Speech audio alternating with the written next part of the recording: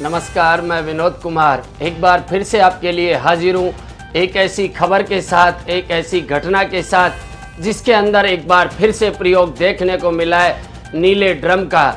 जी हाँ, वही नीला ड्रम जिसके साथ जुड़ी हुई वो घटना जिसकी गूंज पूरे देश भर में सुनाई दी थी और चर्चा में आया था उत्तर प्रदेश का मेरठ शहर, जहां पर यह घटना घटी थी और उसके अंदर एक युवक के शव को ठिकाने लगाने के लिए प्रयोग में लिया गया था नीला ड्रम, जिसके अंदर सीमेंट को भरकर एक युवक के शव को नष्ट करने की कोशिशें की गई थी। सबूतों को नष्ट करने की कोशिशें की गई थी। अपराध करने का वो नया तरीका जो भारत के अंदर नया सामने देखने को मिला। ऐसी ही एक घटना और सामने आई है और यह मामला अब की बार सामने आया है राजस्थान के अलवर के किशनगढ़ बास थाना क्षेत्र से, जहां की आदर्श नगर कॉलोनी के अंदर यह वाकया घटित हुआ है, जिसके एक मकान की छत पर नीले ड्रम के अंदर एक युवक का शव मिला है। मामले की जानकारी जुटाने पर पता चला है कि जन्माष्टमी के दिन मकान मालिक की पत्नी और बच्चे खरीदारी करने के लिए बाजार में गए हुए थे। घर पर वे जब वापस लौटे तो उन्हें उनके यहाँ पर जो किराएदार रहता था हंसराम, उसकी पत्नी और उसके बच्चे वे दिखाई नहीं दिए। साथ ही उनका बेटा जितेंद्र भी वहाँ पर से नदारद दिखाई दिया। शाम होने के पश्चात सुबह जब उनके मकान में बदबू आने लगी तो उन्होंने 100 नंबर पर कॉल करके पुलिस को सूचना दी। सूचना के आधार पर किशनगढ़ बास थाना क्षेत्र की पुलिस जब उस मकान पर पहुंच तो उस मकान की छत पर नीले ड्रम के अंदर एक युवक का शव मिला, जिसके ऊपर नमक डाल रखा था और उसको कपड़े से ढक रखा था, जिसके अंदर से तेज बदबू आ रही थी।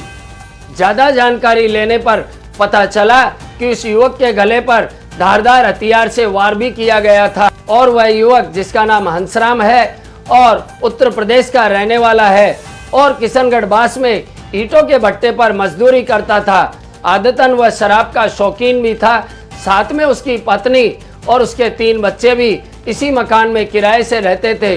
लगभग 1.5 महीने पूर्व ही यह मकान उसने किराए पर लिया था, जिसके अंदर मकान मालिक का बेटा जितेंद्र जो उसका उसी ने उसे यह मकान किराए पर दिलाया था और इस मकान के ऊपर बना हुआ कमरा उसे किराए पर दिया था, जिसके अंदर वह अपने परिवार और बच्चों सहित निवास करता था। उसी हंसराम का शव इस नीले ड्रम के अंदर पाया गया। घटना के बारे में और ज्यादा जानकारी जुटाने पर पता चला कि घटना के बाद से ही उस युवक हंसराम जो कि मृतक है, उसकी पत्नी और 3 बच्चे वहां पर से नदारद है।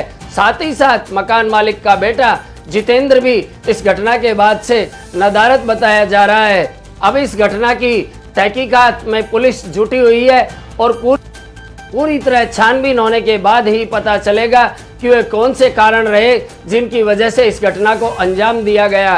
हाल ही के विगत दिनों में इस प्रकार की जो घटनाएं देखने को मिल रही है और उनको घटित करने के अंदर जो तौर तरीके काम में लिए जा रहे हैं, उनके बारे में सुनकर लोग हैरान हैं कि किस प्रकार से आजकल के समाज के अंदर अपराधों के तौर तरीके बदले हैं। मानवीय मूल्यों का रोज पतन होता हुआ नजर आ रहा है। जिस प्रकार से अपराधों में वृद्धि देखने को मिल रही है और अपराधियों के तौर तरीके बदल रहे हैं, लगता ही नहीं है उनके अंदर कानून का कोई भय भी मौजूद है।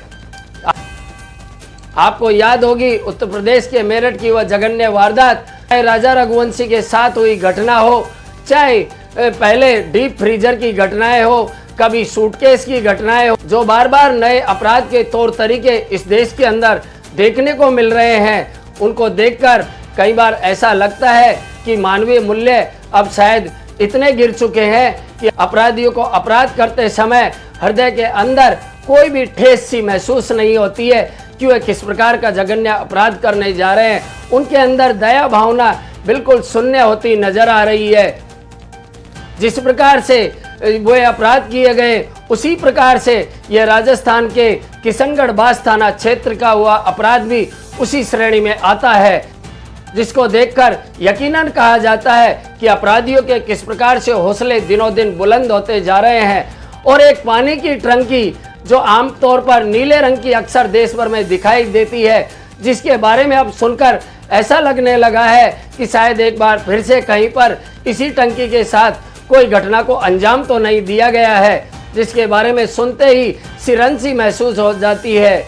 हो भी क्यों ना हो, ये वही पानी के नीले ड्रम की टंकी है जिसका प्रयोग अपराधियों ने मेरठ के अंदर किया था और अपने अपराध को अंजाम देने के लिए, सबूतों को नष्ट करने के लिए, तथ्यों को छिपाने के लिए प्रयोग में लिया था।